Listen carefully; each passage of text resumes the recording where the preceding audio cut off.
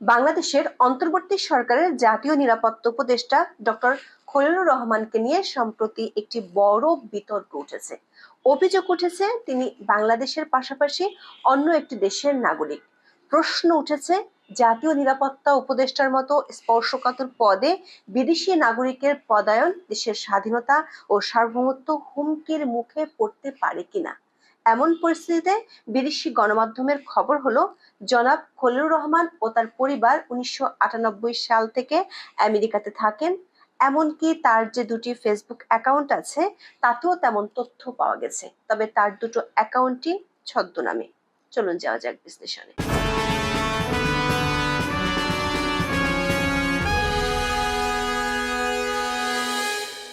Doctor Khalilur Rahman বাংলাদেশের অন্তর্বর্তী সরকারের প্রধান উপদেষ্টা ডক্টর মোহাম্মদ ইউনূসের রোহিঙ্গা সংকট ও অন্যান্য অগ্রাধিকার বিষয়ক উচ্চ প্রতিনিধি এবং অন্তর্বর্তীকালীন সরকারের জাতীয় নিরাপত্তা উপদেষ্টা। বাংলাদেশের বাইরে কোনো দেশের নাগরিকত্ব আছে এমন ইস্যুতে সম্প্রতি বেশ বিতর্ক দেখা দিয়েছে। বিতর্কের সূত্রপাত করেন বিএনপির জাতীয় স্থায়ী কমিটির সদস্য সালাউদ্দিন আহমেদ। গত ১৭ মে খুলনার একটি সমাবেশ থেকে তিনি অভিযোগ করেন, জাতীয় নিরাপত্তা উপদেষ্টা খলিলুর রহমান একজন বিদেশি নাগরিক। সালাউদ্দিন আহমেদ প্রশ্ন তোলেন, একজন বিদেশি নাগরিক কিভাবে জাতীয় উপদেষ্টার মতো এত সংবেদনশীল একটি পদে থাকতে পারেন, বিশেষ করে যেখানে তাকে সামরিক বাহিনী বা নিরাপত্তা সংক্রান্ত বিষয়গুলো সামলাতে হবে। জনাব সালাউদ্দিন আহমেদ বাংলাদেশের অন্তর্বর্তী সরকারের প্রধান উপদেষ্টা ডক্টর মোহাম্মদ ইউনূসের প্রতি আহ্বান জানান খলিলুর রহমানকে অপসারণ করার জন্য। সালাউদ্দিন আহমেদ বলেছেন, দেশের নিরাপত্তা সংক্রান্ত কোনো জাতীয় দায়িত্ব বিদেশি কোনো নাগরিকের হাতে থাকতে পারে না এবং এই নাগরিক নাকি বাংলাদেশে অস্থির পরিস্থিতি সৃষ্টির ষড়যন্ত্র করছেন। অবশ্যই অভিযোগের পরিপ্রেক্ষিতে প্রতিক্রিয়া জানাতে খুব বেশি দেরি করেননি জনাব খলিলুর রহমান। তিনি বলেছেন, তিনি একজন বাংলাদেশী নাগরিক হিসেবে তার পূর্ণাঙ্গ অধিকার ভোগ করার জন্য প্রস্তুত রয়েছেন। তিনি আরো বলেন, যিনি এই অভিযোগ তুলেছেন অর্থাৎ সালাউদ্দিন আহমেদ, অভিযোগ প্রমাণের দায়ভার তার উপরই বর্তায় এবং প্রয়োজনে তা আদালতেও প্রমাণ করতে হবে। কিন্তু অনেকেই বলছেন, জনাব খলিলুর রহমানের কথা একটা সূক্ষ্ম ফাঁক আছে। সেটি হলো, তিনি সরাসরি অন্য কোনো দেশের নাগরিকত্ব থাকার কথা অস্বীকার করেননি।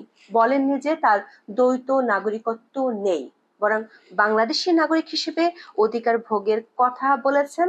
এতে অনেকের মনে প্রশ্ন থেকেই গেছে।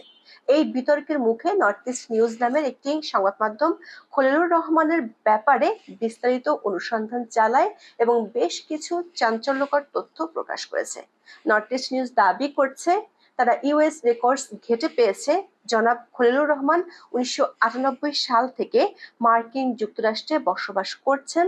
এ সময় তিনি ও তার পরিবার দেশটির বিভিন্ন জায়গায় থেকেছেন বলেও সংবাদ মাধ্যমটির খবরে দাবি করা হয়েছে।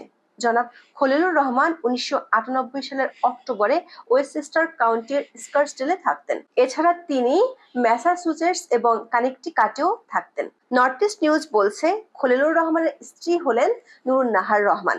সেলিন ডিম্যাটিও নামে তার এক বোন রয়েছে, যিনি নিউ ইয়র্কের ম্যানহাটসে বসবাস করেন। তিনি সেলিন রহমান ডিমাত্রিও নামেও পরিচিত। তিনি নিউ ইয়র্কের একজন নিউরোলজিস্ট এবং একজন শ্বেতাঙ্গ আমেরিকানকে বিয়ে করেছেন। রেজিস্টার থেকে পাওয়া তথ্য দিয়ে সংবাদ মাধ্যমটি বলছে, নিউ ইয়র্কের স্কার্সডেল এবং তার আশপাশে বসবাসকারী খলিলুর রহমানের আরো ১৩ জন আত্মীয়কে তালিকাভুক্ত করা হয়েছে।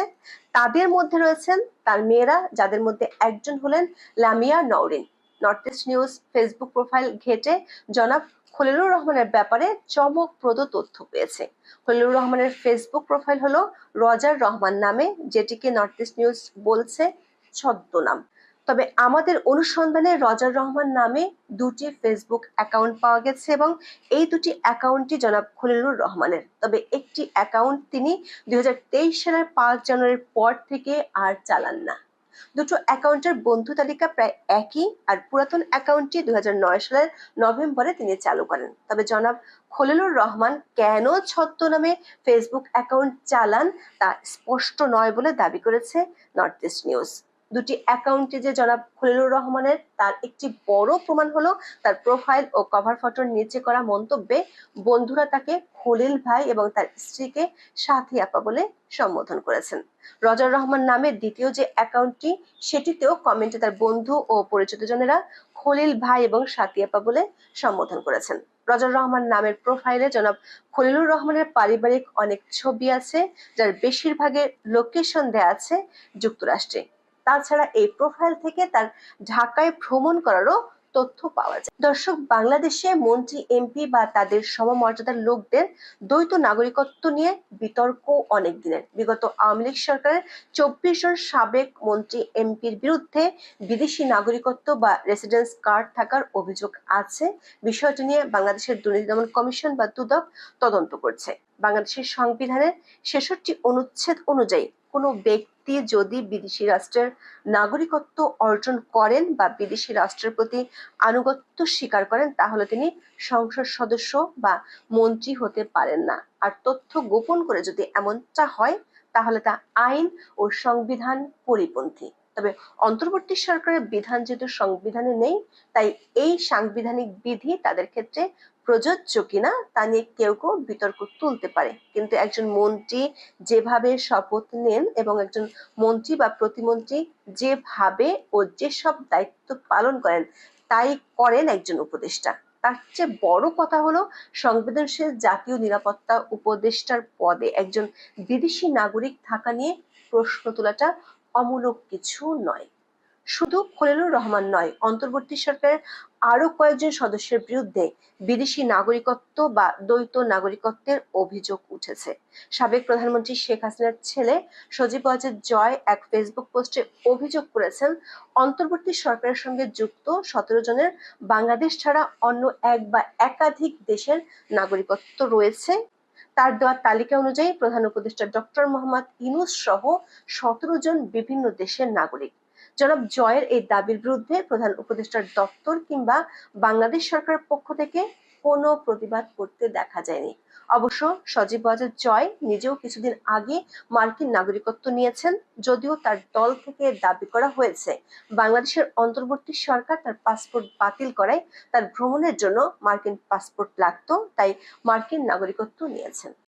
অন্যদিকে জনাব খলিলুর রহমানের শিক্ষাগত যোগ্যতার একটি দিক নিয়েও সামাজিক মাধ্যমে প্রশ্ন উঠেছে। তার নিয়োগের পর বাংলাদেশ সরকারের পক্ষ থেকে যে বিবৃতি দেওয়া হয়েছিল, সেখানে বলা হয়েছে তিনি 1980 থেকে 1983 সালের মধ্যে হার্ভার্ডের কেনেডি স্কুল অব গভর্নমেন্টের শিক্ষার্থী ছিলেন। কিন্তু হার্ভার্ডের অ্যালামদের যে ডাটাবেস, সেটি ঘেটে তার নাম খুঁজে পাওয়া যায়নি। তবে তিনি ক্রস রেজিস্ট্রেশন করেছিলেন কিনা সেটি পরিষ্কার নয়। জনাব খলিলুর রহমান 2001 সালে তত্ত্বাবধায়ক সরকারের প্রধান উপদেষ্টা লতিফুর রহমানের প্রাইভেট সেক্রেটারি ছিলেন। সে সময় তার এক সহকর্মীকে জড়িয়ে এক মারাত্মক বিতর্ক দেখা দিয়েছিল, যেটি নিয়ে কিছুদিন আগে গণমাধ্যমে খবর প্রকাশিত হয়। সামাজিক মাধ্যমেও বিষয়টি কয়েকজন নজরে এনেছিল।